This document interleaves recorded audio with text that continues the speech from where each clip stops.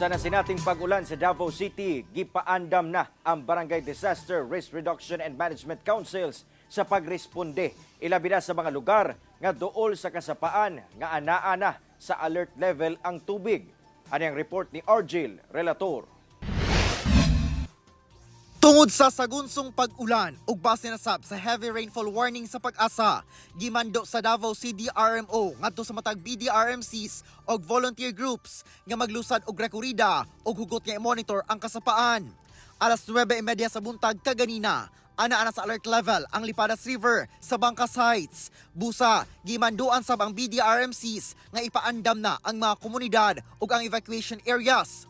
Ang mga personahe sa BDRMC sa Bagoa Playa naka-standby sanglit usa sa gigikanan sa tubig baha sa ilang lugar ang Lipadas River. So karon sir ginamonitor na mo ro ng sapa. So karon ang atoan sapa na paman sa code green. Then gapaabot mig advice sa APO in case of any changes sa atoan sapa og paspas sa pagsaka sa tubig sa sapa. Hinoon, walay na monitor ang CDRMO nga kasapaan nga milapaw ang tubig. Busa, walay na sinating dakong pagbaha sa syudad. Apan alas 12 sa udto, miabot sa critical level ang Talomo River sa Tugbok proper. Alert level sab ang Davao River sa Barangay Tamugan.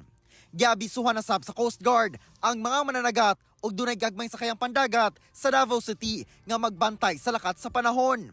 Samtang, gisuspende sab sa Davao City LGU ang klase sa tanang tulunghaan ug trabaho sa government offices karong adlaw. Hinoon sa area sa Coast Guard Davao Occidental, suspendido na ang biyahe sa tanang sakayang pandagat gikan og padulong sa Sarangani, Davao Occidental paingon sa Balangunan, Jose Abad Santos o General Santos City. Kauban si Matthew Awing sa kamera. Ako si Argil, relator para sa One Mindanao.